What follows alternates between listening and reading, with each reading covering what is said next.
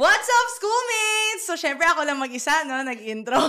But anyway, a lot has been happening in our country today, no? Especially when it comes to politics. At hindi na bago sa atin yan. Almost every month, merong bagong ganap, may bagong drama, you know, whatever it is.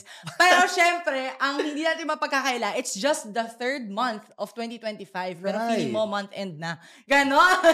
And syempre, no, anong feels mo about this, James, na for the past 3 months, kada buwan may bagong highlight when it comes to politics? Actually, yung very observation ko talaga niyan, yung sobrang chaotic ngayon, no? Ang daming nangyayari, parang from time to time, nagbabago-bago siya. And also, ang daming mga malalaking pangalan ng involved, lalo na yung mga leaders natin nowadays, no? So, yan, syempre kasi malapit na yung midterm election natin. And also, diba, campaign period na nga. Correct. At syempre, no, ngayon, mas importante yung youth involvement when it comes to the elections. Hindi, again, lagi natin tong, how do we say this? We advocate for this almost every year, na dapat yung involvement na kabataan, hindi siya nanggagaling lang during the election season. So, marahil before that, maging mas observant tayo. Ano ba yung nangyayaring trends ngayon in the politics, no? At syempre, ang kabataan ngayon, ang kabilang sa mga pinakamaraming voting population dito sa bansa. Kaya mas important yung involvement nila. And, given nga na ganun, we have a select few. Yun! Alam mo ba ano to? Episode on The Bachelorette. The joke.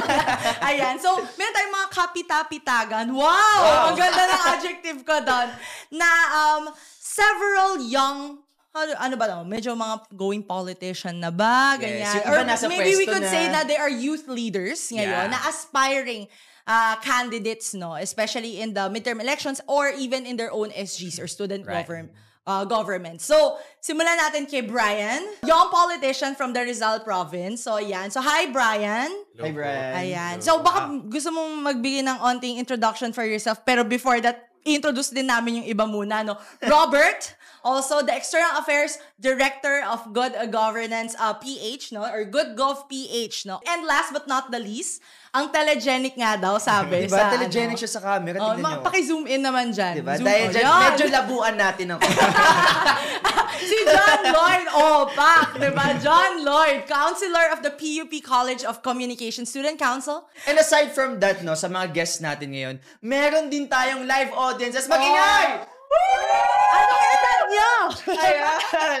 Sasamahan tayo ng mga students from Northeastern College of Santiago Isabela, Besling College of the Philippines, and also, meron din tayong mga students from Emilio Aguinaldo College and University of Perpetual Health System, Las Piñas. To start our discussion, no, konting backtrack muna tayo sa kanila. And also, syempre, introduce din nila yung mga kanya-kanya nilang sarili. Yung mas magandang introduction kasi medyo kakaiba yung introduction. Tapos ngayon may sumayaw eh. No? Okay. Sample. Question ko lang, i-share nyo naman yung mga mga nangyayari sa inyo kung bakit nag-push kayo sa posisyon na gusto ninyo, and also, ano yung naging dahilan kung bakit nyo natuklasan na gusto nyong mag-serve sa Filipino? Yeah. Right, yes. Yun. 22 years old pa lang yata ako or 20. Nagmamanage na ako. Kung familiar kayo sa mga esports. Esports, yes. Doon ko nakita na parang ang sarap pala mag-manage. Lalo na kapag kinikilala ko ng mga kabataan. Correct. Like, pinapraise yung mga ginagawa mo, di ba? Like, sinasabi. What exactly did you do in esports? Ako po yung nag-manage. Actually, nung una, ako lahat. Ako sa editing. Kasi more on to esports talaga ako. Okay. Doon, marami din ako naging friends. And, ayun, simula nun, sabi ko, parang ang sarap sa feeling na mag-serve sa community. And to the point na, ayun, si daddy ko is nag-try sa politics. Nakaupo siya ng councilor sa municipal namin. Right. And then, dun din talaga yung nag-start yung sa ano namin. Sa Na-encourage ka na. Right. Pero una pa lang nun, hindi pa siya natakbo. Gusto ko na talaga mag-manage. Like, mag-manage ng mga events, mga ganun. Okay. So, technically, hindi ito fully influenced ng family mo. So, personally, gusto mo talagang mag-serve.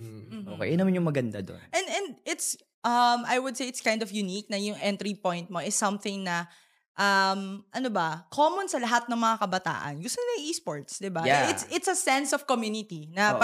pag lahat kayo nag-uusap-usap online nyo. And with that pa lang, parang kitang-kita mo na digital age is a lot involved, no? With how people suddenly realize na, ay, okay pala for me na maging, to stand on top of a community or learn with a community. Tsaka grabe yung talon, no? From esports to politics. Yeah. Grabe na nyo yun, napagdugtong niya. Grabe.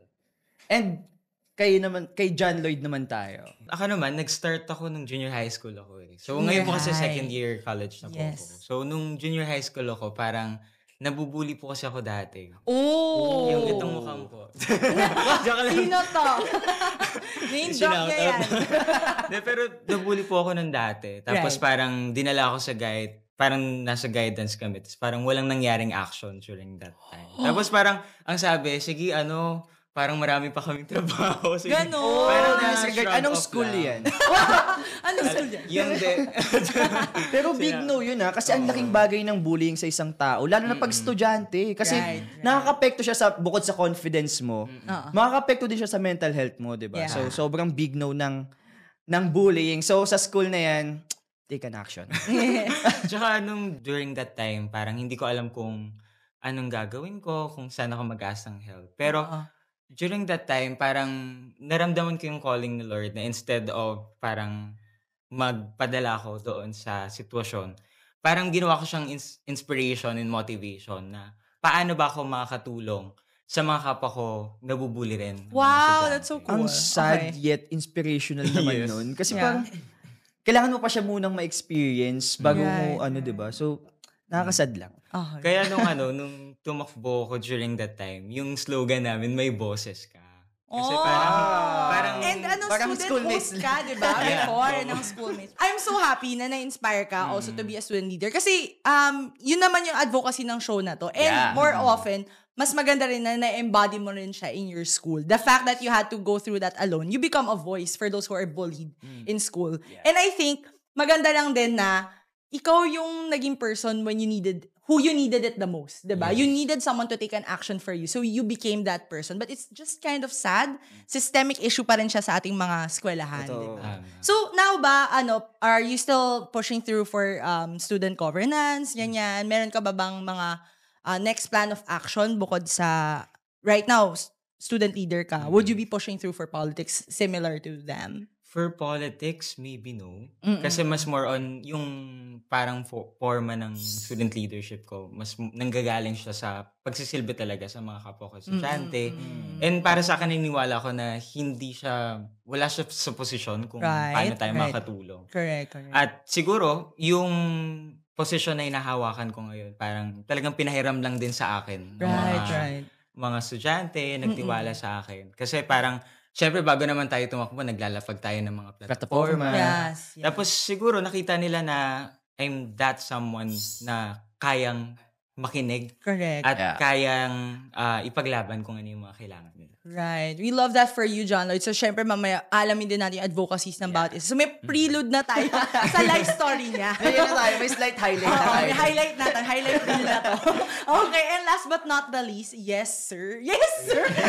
Nakasama ako din Sir before, Robert. student leader also. Yan. Yes, go. Ayan. GoodGov PH is a non-partisan, youth-led organization. So we advocate for good governance. Yes. Okay. Ayun. So I started, siguro yung, Active na to na student leader. hindi naman, actually, Una pa lang, no? Una pa lang, Biyasa parang na. alam na baby natin. pa lang. Nahasa na ng panahon. I started siguro yung urge ko maging leader or mag-serve nga. Yun nung high school ako. Yeah. Though hindi ako seryoso ng mga time na yun. Parang saktong estudyante lang, pasok, kung saan pumupunta. Kung saan pumupunta.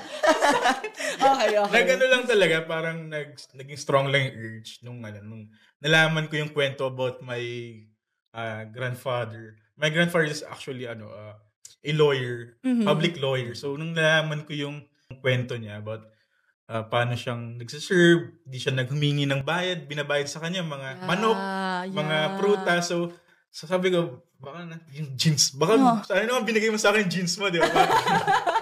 So, public attorney's office nag-work. Yeah. So Pao, yeah. Actually, rin daw. Though, di ko siya naabutan. Though, parang nasa public office din daw sila. Though, hindi ko naabutan. Yeah. So, narinig ko yung kwento. So, parang, ay, gusto ko yun. Yun nga, feeling ko ito na nga talaga. The calling was there. Pero ayun, dun nag-start yun. Basically, nag-ano lang talaga, nag-prosper lang ng college ako. Yes. So, pumasok ko ng mga student council, nung organization namin sa political science kasi ako. Yes, so, okay. Naging chairman nung organization namin.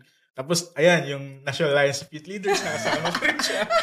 Active na to eh. Baby pa lang siya, ganito na siya. Yung mga yun nga. Nung college din. Reunion pala to. Naging active din ako in policy advocacy sa pag-lobby ng mga policies natin. Like yung sa free tuition ngayon. Yung mga estudyante natin. Yung Human Rights Democracy Defenders Act. So, nung college, dun talaga siya nag-grow. Yeah. Thank you so much kay Robert din. And also to Brian and John Lloyd for sharing with us. And you gave us a brief sneak peek already of your advocacies. Can you reiterate lang again, what is that one-liner of your advocacy? And siguro, ano yung pinaka-proudest project or policy na nagawa ninyo? Which siguro parang, di ba, given na kapag daw may nagawa kang something good, it gives you the dopamine rush to do more. So parang, what's that major policy or project na you're very proud of? Ang pinaka-advocacy ko talaga, student empowerment. Student leadership empowerment. Yes. Kasi parang, nung pumasok ako sa student leadership, nung junior high school ako, parang walang nag-mentor sa akin eh. So parang, in a way, sabi ko parang sana may nag-mentor din katulad sa akin. So, dumating nung senior high school, nagka-create ako ng union sa amin sa local. Ang tawag sa kanya is Santinig Union of Student Leaders. Tapos doon tinitrain namin yung mga student leaders na pinapatakbo rin for student council. Siguro ang pinaka highlight ng student leadership journey ko sa ngayon is yung noong time na kasi parang nasa NGO works din ako. Okay. Sa Amplify Ed Coalition naman. Under siya ng Multiply Ed Philippines. So, siguro yung highlight dun, parang natutuhan kasi namin kung paano mag-lobby sa budget, sa education, at yung parang magkaroon kami ng bosses din sa paggawa ng different version of yung version ng budget mula sa mga mamamayang Pilipino sa ating mga mamamayan. So parang doon kasi mas na-empower ako na sabi ko parang outside student council may mas malaki pala tayong laban. Pagdating sa mga CSOs, sa mga NGOs. And mas doon ako na-empower na mas marami tayong magagawa kung pare-parehong nai-empower yung mga student leaders sa atin. Kasi ako parang sa akin na-empower lang din ako eh. Visible din yan sa student council elections. I think sa PUP and sa UP na bumababa yung student participation pagdating sa mga student council elections. Na siguro kung mas marami pang mga estudyante, mga leader estudyante ang na-empower, mas dadami siguro, mas magiging aktibo yung youth and student participation pagdating sa mga ganitong halalan. And I remember parang hindi ko kasi alam specifically, no, pero talagang merong pagbaba or decline, no, sa student participation pagdating sa student council elections. So, I wonder how it feels like to be in that generation na ngayon. Kasi yung time namin, maingay talaga. Like, lalo na, even in the student level government pa lang, parang, ang dami post sa Twitter, ganyan, ang keyboard warriors talaga. Pero ngayon, siguro, maybe it's the decline in terms of trust. Di ba? Yung visibility na, ano ba bang nagagawa nila for us kung that could also be the paradox of empowerment eh. Because people think na just because you are now free to speak your mind, whatever opinions you can in social media, empowered ka na. Pero technically, even when you just talk, it's just talk. It doesn't drive action. So you need to be in a position to create an action. So dapat, yung student involvement, hindi siya natatapos with just maingay ka lang on social media. Ilabas mo yung action to the actual local government, 'di ba? Doon ka pumasok para magkaroon ng change. Hindi yung mukuda tayo pero at the same time wala naman tayong ginagawa ba?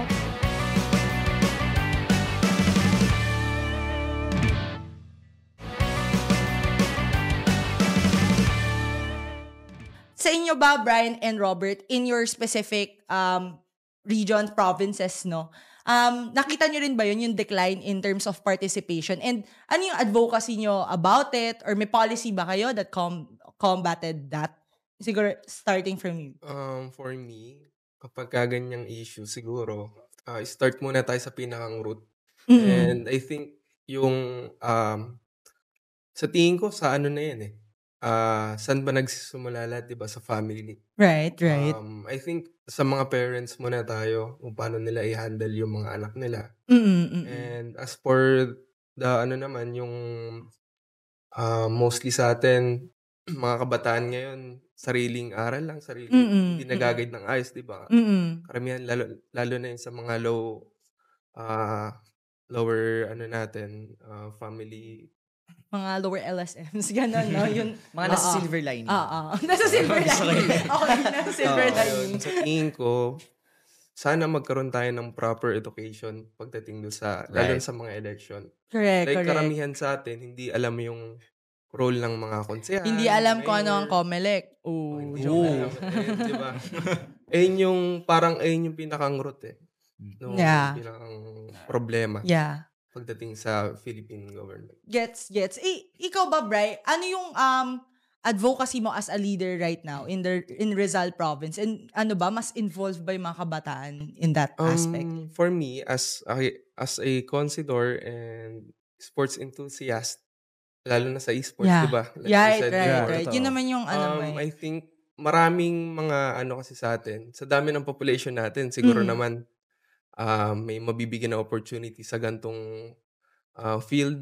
Correct. So, what if maglagay tayo ng let's say event na makikitaan ng potential that will lead them to success, diba? So, ayun. And as an architect then, syempre, I will promote proper design. Lalo na, diba, may issue tayo dun sa right. ayun, Yeah, diba? that project. Diba? Sustainability and functionality Correct. ng mga design that will enhance communities then. And then, katulad nung, let's say, sa NBCP natin, National Building Code, karamihan doon actually hindi nasusunod yung nasa batas. So when it comes to naman yung mga policies, 'di ba? Actually madami na tayong batas. Ang problema lang is masyadong mahina yung enforcement natin sa batas. Yes. Yeah. Kumbaga kailangan ng political will lahat ng mga nakaupo. Ang ganda nun na you need political will din. Kasi sometimes, even if we put a candidate or a leader who has the know-hows, if they don't really have the will to enforce it, at syempre, kumbaga, maraming external factors dyan. Sino ba yung mga tao nasa baba mo? Sino ba yung constituents mo? So, maraming factors are involved for you to be able to land a policy. So, kailangan talaga medyo may qualities of a leader ka, di ba? So, we'll get to that later kung ano ba sa tingin niyo yung right qualities for a leader. So, thank you so much, Bright. Ikaw naman, Robert. Siguro yung yun sa college, yung policy, isa yun yung policy advocacy. Anong time kasi namin, sobrang dami. Well, time natin. Ang daming issue talaga. I mean, isa siguro na sa isip ko yung parang ipapagiba daw yung Arroceros Park, if familiar kayo. Yeah. Yung actually dun sa school namin, parang tumulong ako sa pagpalaganap ng mga pirma, tapos pinasa namin sa Office of the Mayor. So, ang gulo. Tapos kasi hinahanap ko sino yung sino pa natin. Hinahanap ng OSA. So, baka natin kasi gagawin daw gym ng school namin. So, gagawin gym yan. Parang last lang ng Metro Manila. Yeah. So, gumawa kami ng action. So, ayun yung parang nasa isip ko. Though meron pang mga iba yung sa curfew, etc.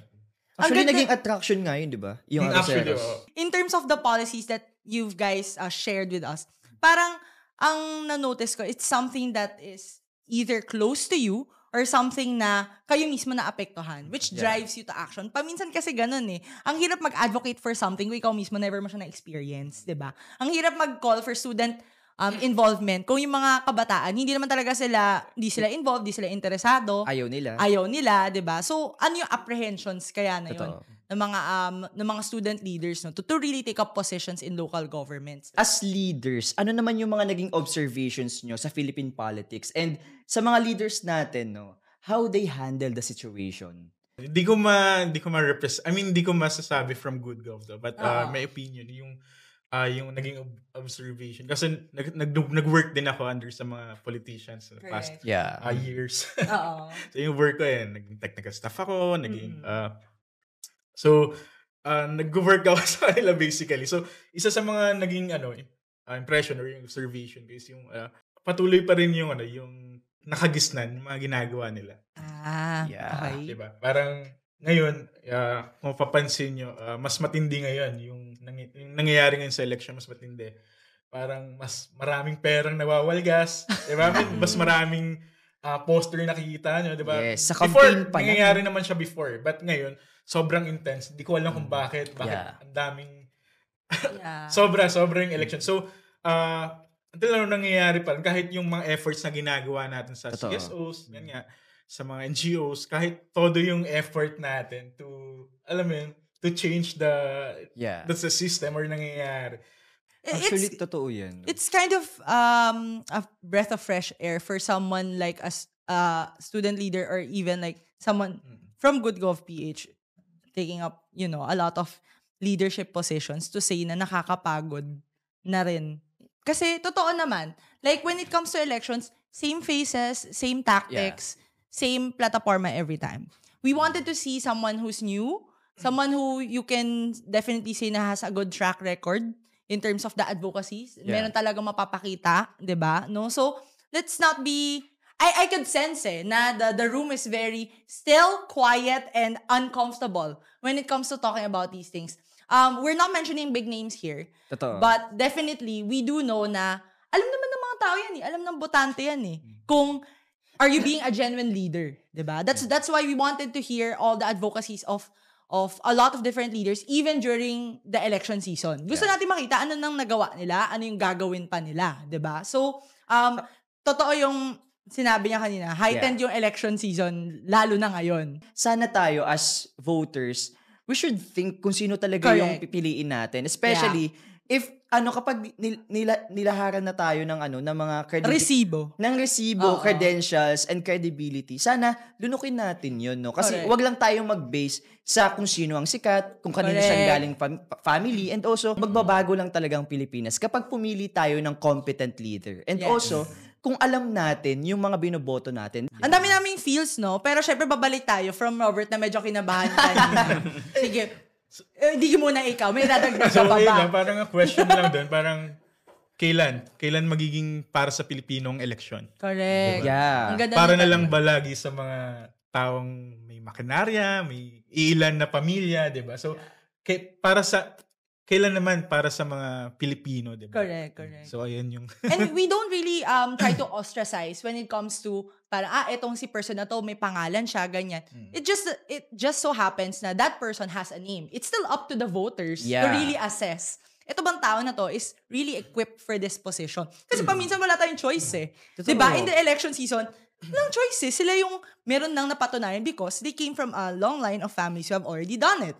So, we're not trying to ostracize. Nepotism is a very different topic altogether.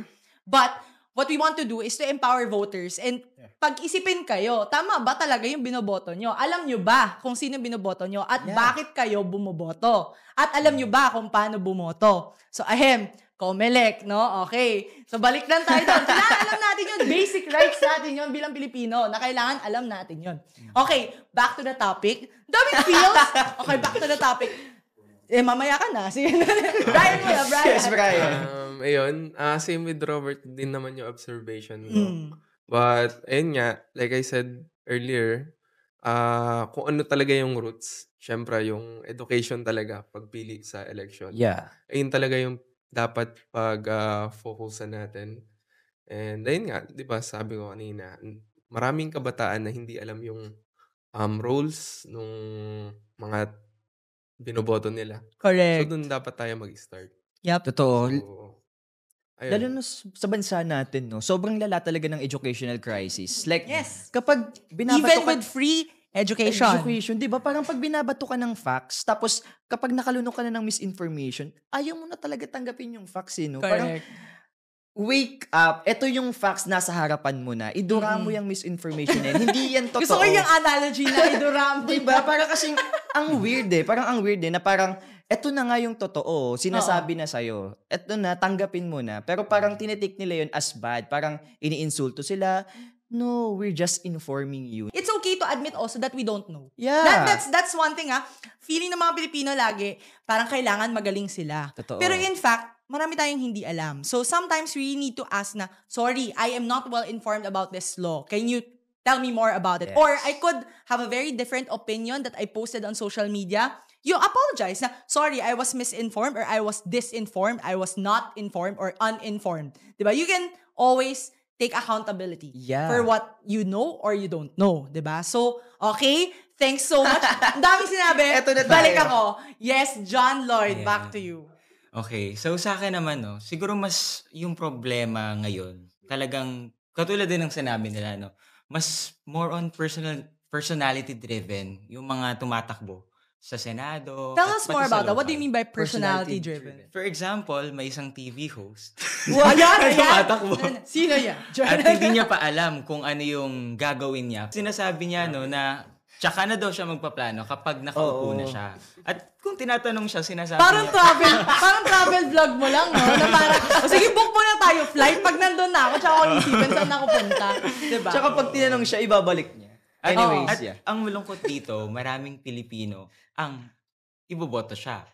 No? Yeah. Dahil nakikita natin sa pollings ngayon, sa surveys ngayon, nagtatop din siya sa Magic 12. And yun ang mahirap kung patuloy yung personality-driven ng mga candidates na tumatakbo. Kasi mahirap kapag walang alam sa posisyon yung mga or yung mga iniluluklok natin. Yeah. Mahirap kapag yung dapat ipinaglalaban tayo walang alam sa kung paano maiaahon yung kabuhayan nating mga Pilipino. At siguro one thing din na pinaka na-realize ko this election na mahalaga na tayong mga kabataan na may pakialam tayo sa kung ano yung sino yung tumatakbo, ano yung nangyayari. Right. And siguro isa yun sa mga hamon sa atin bilang mga leader estudyante, bilang mga public servants, bilang parte ng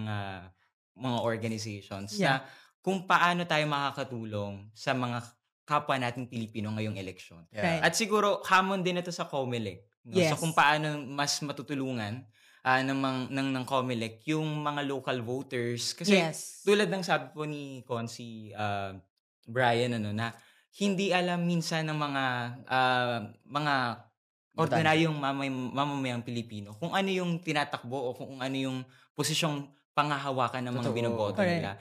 I think one of the things also that I'd like to ask with you guys is when it comes to elections, ano ba dapat yung mabago sa mentality ng isang kumakandidato or yung galawan ng mga kumakandidato? Would you say na dapat hindi tayo gumagawa ng ganito, ng ganyan? Or ano din yung pwede nyo masabi na sa mga botante, ano yung dapat magbago sa kanila? How should they choose? How should they assess? Kasi syempre, given na may trump card ng false information or fake news ngayon, mas mahirap mag-assess ngayon ang mga botante, no? So, one, what should the candidates change? And then second, what should the voters change when it comes to mindset in elections? Robert, ikaw muna. Parang ang nakikita ko yung isang mayor sa Pasig, sobrang galing ng ginagawa. When it comes sa campaigning, hindi siya nag-overspend, hindi siya epal. Very transparent. Diba? Yes. True. And na-awardan pa siya. Yeah. Because of that. So, parang ang galing kong,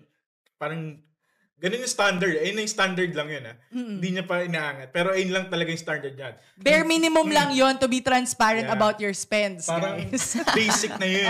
Ang nangyayari lang sa atin, di na natin alam ano yung basic tsaka hindi. Di na natin alam yung It's standard. so sad para tayo nasa relationship. Yung mga toxic relationships na parang, oh my God, it's breadcrumbing, hinawakan niya yung door ko. Oh my God, I'm in love with him. Parang ganun tayong Pinoy. Yung parang hayok na hayok. Yun, Bare minimum lang. Bare minimum lang yun, te. Bare diba? minimum enjoyer. Correct.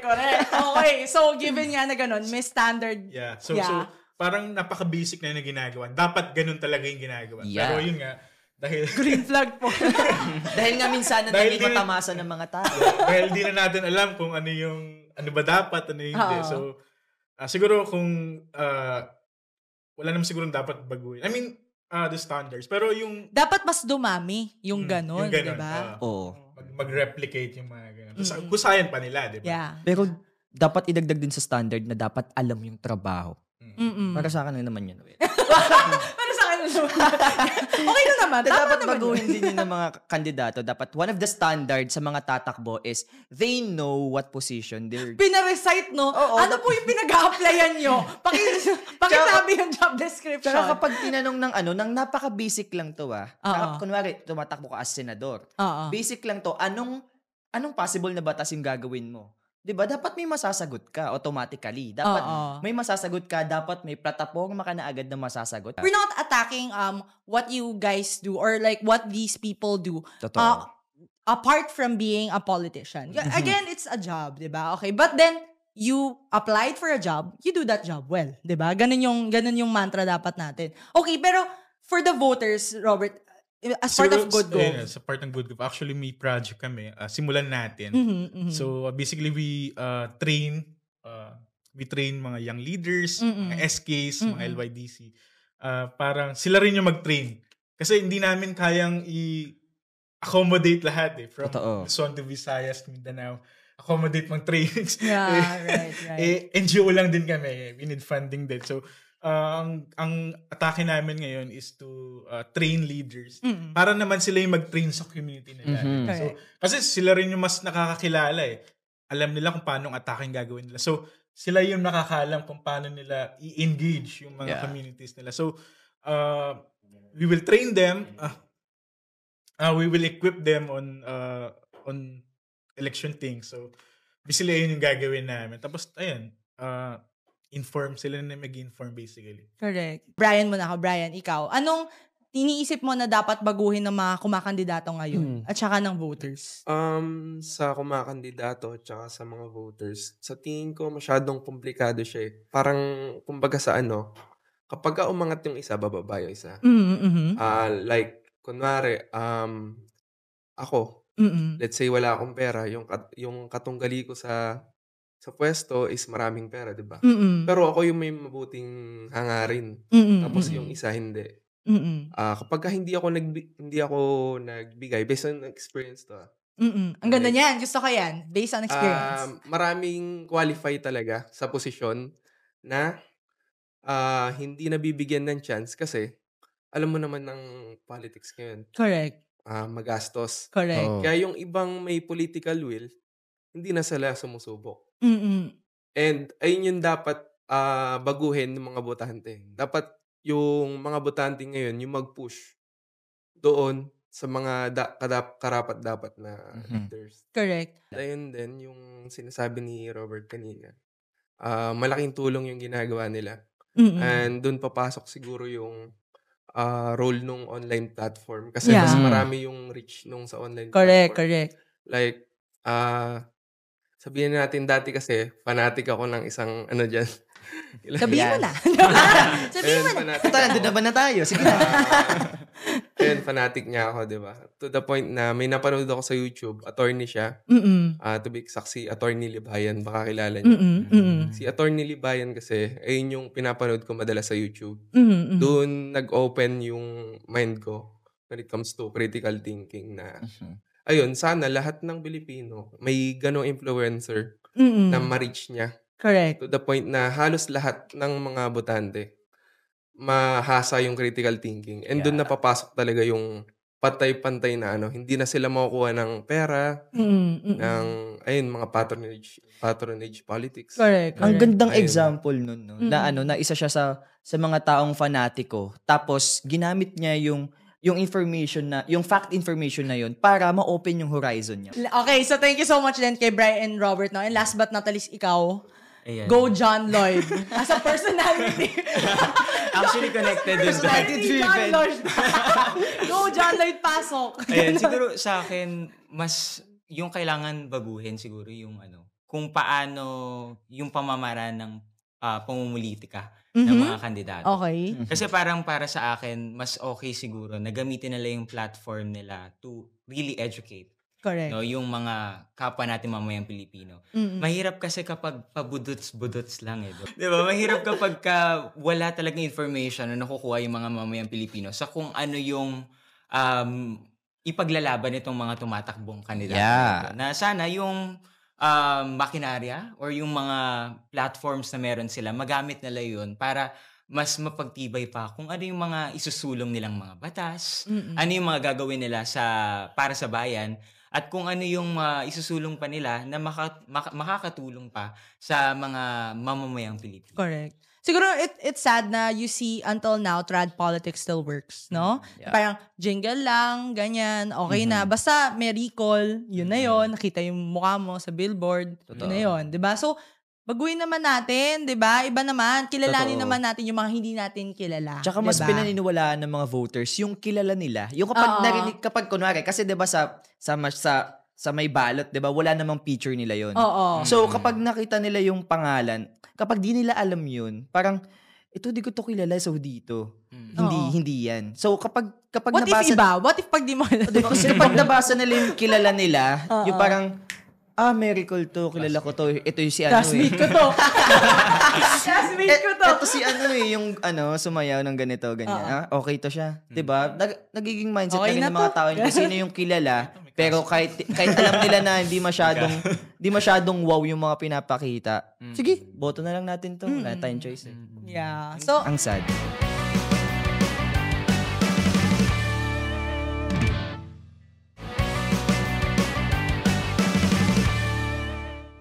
tayo lang nag-usap dito lima, no? Oo, Involve lima lang naman tayo daw dito. natin ang ating Q&A audience. So, parang in true classroom setting, kapag daw meron kang gustong pasabi sa crush mo, ito iaabot daw nila sa'yo. So ngayon, magbabasa kami ng love letter. Ayan. Walang From our flames. audience. Walang flames. Alam mo may flames. May pangalan siya dito. Flames natin. The joke. So, yung question na to is actually from Lian Joyce Ferrer. So, from Emilio Aguinaldo College, Manila, ABCom. Ayan. So, sana proud yung ABCom sa'yo, no? Sa ating question for the day. Question for the day.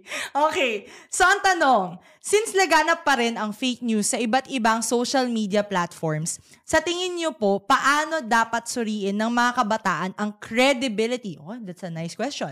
Ang credibility ng mga political content creators. Actually, hindi naman talagang makinig ka lang sa isang content creator. Hindi lahat ng sasabihin niya, papakinggan mo na at papaniwalaan. Okay. Bali, yung tinuturo kasi doon kay Atty. Libayan is, hindi siya nagdidictate kung anong tama't mali. Baga, hinahayaan niya yung viewer kung ano yung tama't mali para sa kanya. Titignan dapat both side. Hindi lang yung kung anong sinabi niya, yun na yun. Right. Huwag tayong makinig sa iisa lang. Correct. Ayun yung pinakang point nun. Get from multiple resources. Siguro yung the way it's about to go is you have to listen to multiple resources, assess from Validate it. yourself. Ano ba lumabas sa news? Ano ba to? Tama ba to? 'Di ba? So maybe that's a way to go about it. Pero like in terms of credibility nung isang content creator, paano mo malalaman ay dapat ko tong pakinggan? Credible to siya. Credible to siya. Ito, Yun. credible to siya. Okay to. Ayun, siguro, based sa experience niya, kung ano yung track record niya, or sabihin natin kung saan siya nanggaling. And makikita mo naman sa isang tao yun na may, siya kumbaga goodwill. And mahirap kasi i-determine kung unang kita mo pa lang, di ba? Ang maganda dyan is, ayun nga, subaybayan mo siya kung okay Kung ba yung consistent siguro, yung consistent sinasabi niya, Yeah. no? Yeah. Kasi yung iba, siguro, sabihin natin 6 months. Pag nabash to, iba na sasabihin na to. Mag-apology na lang. Mag-apology siya sa next video niya, ganun. So, May part 1, part 2 pa yan. So, yung point doon is, wag lang magpaka-fanatiko doon sa isang tao. Yeah. Laging Right. both side yung titignan. Or another thing is, siguro on my point lang din, no, Lian. One thing is, isipin mo bakit niya sasabihin isang bagay na yun. 'Di ba? Like for example, meron siyang sinabi na, si ganito kasi ito yung ginawa niya, kaya dapat niya siyang iboto.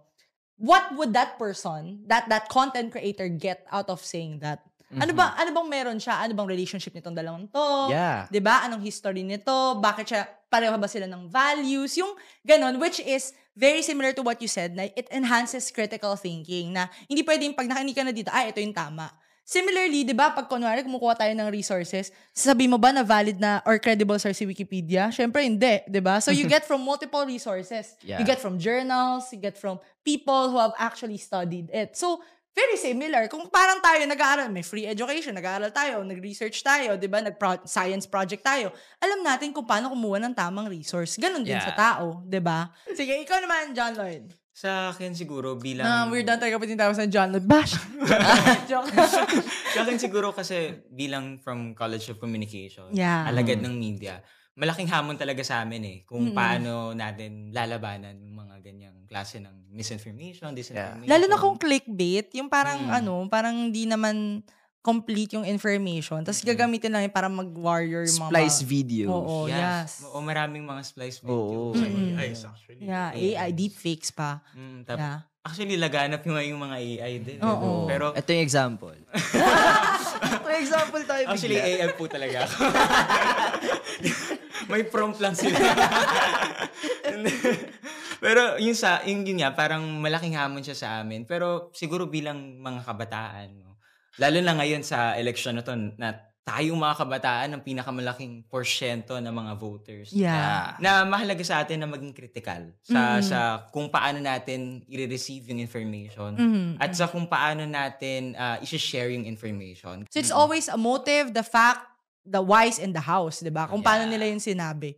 And that's a way for us to also semi-weed out fake news. Yan. And speaking of that, meron pa tayong second question. Yes, thank you so much to Lian. This question ay mula kay Christian Valdez ng University of Perpetual Health System. Christian, kaway-kaway ka dyan! Yan, Love dahil that. Las Piñas campus. Di Okay. siya kita. B! Nakita, B! Ay siya, sobrang fresh. Grabe naman. Make your parents proud, Sobrang B. Latina. Ayan. Monyeka! Ganun. Isa kang monyeka. Ganun. This question is for counselor. As counselor, many Filipinos, especially the youth, feel disillusioned to the politics or nawawalan ng tiwala sa politika. What specific of policies or reform are you advocating for to rebuild trust in government? Isa lang masasagot ko dyan siguro. Transparency. Wow, okay. Yun na daw talaga yung Ay lang, minanword niya lang tayo. Transparency. Kasi, Fancy one word. Hindi siya math few words. Yung ano, few Ayun na, meron na siya. ayun, kasi yung transparency, mahirap talaga i-implement yan, lalo na sa Totoo. ngayon. Yes. So, Pero why? Bakit nga ba mahirap? Kasi ang weird meron ka ng social media, pero hindi mo pa rin ma-post kung how much yung nagastos mo sa ganitong activity. Bakit? Yeah. Bakit kaya? Do you know why? Hindi! Meron na ayaw sabihin. Ayun Pero ba yung go. mga natatakot na sa death penalty ng mga corrupt? Okay. Alam niyo na. ayun. Pero basta, all in all, transparency talaga. Okay. Yeah. Ikaw ba, how do you impose, at least in your governance, no? How do you impose transparency? Syempre, doon sa mga projects. Kasi sa mga projects naman kasi talaga nagmumula lahat. Yeah. Pati yung mga budgeting. Like- Mga bidders. Ganyan. Ayun, pati nakikita ko din sa ano ngayon, hindi sila specific kung ano ilalagay na ganito, ganyan. Which is, kasi sa architect, kasi di ba architect din ako. Yes. Alam yes. namin yung mga specification. Correct. Item by item yung nilalagay namin. Nagtataka lang ako dun sa ibang budget. General yung nilalagay nila. Kumbaga lang. Ganun food. Ganun. Oo, yun. Which is dapat, ang dami naman nagtatrabaho sa for example, sa LGU. Ba't di nila magawa yung every year na budgeting na maayos, di ba? Yung detailed, yung naka-itemized. May mga Nag-out na ghost, daw kasi. may mga Ayun. ghost names pa yan. Oo, yun. 5 Kaya, p.m. na daw kasi Kasi nung kapag binigay ka- yung submission. pagka may Clock out transparency kasi, makikita ng public kung ano yung nangyayari doon sa budget, di ba? Correct. Correct naman. Okay, one last na. para sa puntong ito naman, tatanungin namin kayo about what's your advice sa mga kabataan, lalo pa ngayon, malapit na yung election, and yung advice nyo rin sa mga kabataan na gusto ring tumakbo para maging leader and politician like you. Siguro advice ko lang, check yung motive nyo. Ano ba yung Yes, motive? love that. Tama. Gusto nyo lang bang pasikat? Gusto nyo magpasikat sa crush nyo? Huwag na tumakbo. Diba? Yun nga ang ginawa mo ata, no, Joe? Hindi natin alam, diba? Hindi natin alam. Pero Check yun, your kasi motive. sayang yung position na dapat doon sa taong yun. Na Na nararapat. inoccupy mo, diba? So, yun nga, check your Check your motives. motives. Yeah. Check nyo rin kung equipped ba kayo to handle yung ganong position, yung handle ng ganong pressure, diba? So, Yeah. siguro yun yung mga advice ko sa kanila. Ikaw naman, John Lloyd. Lloyd. John Lloyd. Yeah. John Lloyd lang. Thank you po. Ingat. Yun lang. Hindi. Sa akin siguro, ang advice ko sa mga kabataan, no, na maging critical tayo sa lahat ng sinusuportahan natin, sa lahat ng ginagawa natin. No? At wag tayo maging fanatic. Yeah. Kung may pagkakamali yung sinusuportahan natin, dapat maging critical din tayo sa kung ano yung ginagawang mali, kung ano yung dapat nilang itama. Correct. At siguro sa darating na eleksyon, mahalaga na ngayong darating na eleksyon na napakalaki ng porsyento ng mga kabataang bumuboto na maging mahusay tayo. Yeah. Kailangan pumili tayo ng tama at bumoto rin tayo ng tama. Right. At siguro sa mga youth leaders na kumbaga gustong tumakbo rin or gustong mapunta sa mga posisyon, it's either sa student council man yan or sa kung anong pwesto na gusto nilang puntahan, sana maging mabuti yung prinsipyo ninyo. Right. At yung prinsipyo na yun, sana hindi siya mabasag kahit anong Correct. mangyari. Right. Correct. Kasi correct. itong mga principles na meron kayo, ito yung mag-guide sa inyo para mas mapagsilbihan ng tama yung yung sinasakupan ninyo. And siguro last na lang, botante man o hindi, mahalaga ang boses natin. Yes. Kaya sulong kabataan, tayo ang pag-asa ng bayan. Love that. Thank you so much to John Lloyd. Grabe ba? Grabe siya. Grabe siya. Ang ganda na. Okay, Right, last but not Brian. the least, Consi Brian. Yun. Check your motives. Tapos, ayun, about sa kapag ka nagpaplano ka maging politician, syempre yun yung unang-una mong titingnan, di ba? Kung gusto mo ba talaga yung gagawin mo, kung may Yeah. kung may maganda ka ba talagang gagawin o Ang ganda nun. May maganda kang habang gagawin. ayun, bago kayo tumakbo, ayun yung unang gagawin. Sa mga botante naman, ayun nga, dapat maging critical tayo. Like I said Yeah. before Yeah. sa mga past questions. Yeah. Ayun, wag tayo maging one-sided. Yep. Dapat pakinggan natin both sides. Ayan. Para malaman natin o ma-determine natin kung ano yung mas maganda na pipiliin natin. Correct, Ayun. correct. Gusto ko lang muna magpasalamat dun sa guest natin. Yes. So, nandito si Consi Bry, Brian, si John Lloyd, si Robert, and of course, ang mga monyeka. Thank you, live audience. Sa ating live Daw audience. sabi ni Coach. Sobrang active nila. Sobrang active nila, ganon. Yeah, ganon. And syempre, no, sa Bagong Pilipinas Studio and staff, no, for helping us come up with this new episode on youth and elections, no. Siguro yung nagkintal sa utak ko ngayong this episode is leadership is an action, not a position. Love that. Dapat alam ng mga botante kung ang mga tumatakbo ba ay mahal nila ang trabaho o ang posisyon. Kasi magkaiba yun. Yeah. 'Di ba? Dapat yung mga Ganda botanteng nun. pipiliin ninyo Quote that. is alam yung trabahong papasukin nila and alam nila yung actions na gagawin nila. Correct. Magkaiba yung tatakbo lang sa posisyon for the sake na may pinoproteksyonan. Okay? Alamin ninyo kung sino ang mga tumatakbo na sa tingin ninyong fit sa trabaho ngayon at sa trabahong yun, dapat competent sila. And gusto ko lang mag-iwan ng question sa mga schoolmates natin, no? Sigurado ka na ba sa binoboto mo? Yan. Sure ka na ba dyan? Sure ka na ba dyan? Final May time pa para answer. mag-isip. Yeah. So, actually, no, I've been with schoolmates for how many years? We've talked about elections through so many lenses. Yeah. We've tackled this with student leaders, with actual politicians. We've tackled this even with the everyday audience. student, diba? And it still remains the same. Nagkakaroon lang tayo ng pake pag malapit na yung election. Yun, diba? When it's all said and done, pag nakast mo na yung vote mo, wala nang bawian yun diba? So, what should be done?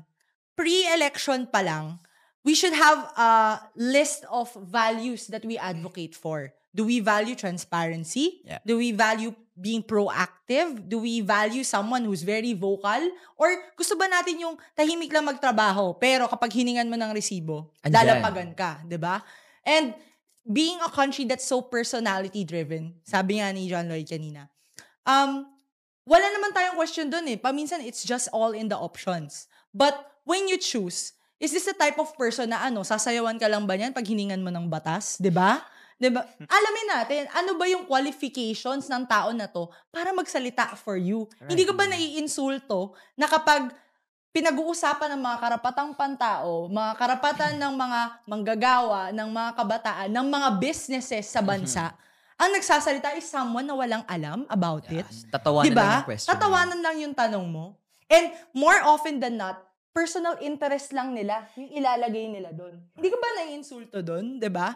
And to the voters, I get it. Sometimes we're tired. We don't want to talk about it anymore. Because no matter how many times we talk about it, ano naman nangyayari, diba? So, the action lies with us. How do we effectively communicate? Why do they have to vote? Why do we need to vote? Paano mo kakayagin yung kabarkada mo? Paano mo kakayagin yung kapamilya mo? Tara, boto tayo. Diba? It's also a challenge to COMELEC. It's also a challenge to our governments. How can we inspire action from our people to really get involved? Kasi paminsan yung mga taong na iluluklok natin, ayaw din naman talaga nila maging involved tayo. Kasi meron silang motibo na hindi din natin kayang, di ba, isipin kung bakit, and it's all for personal interest.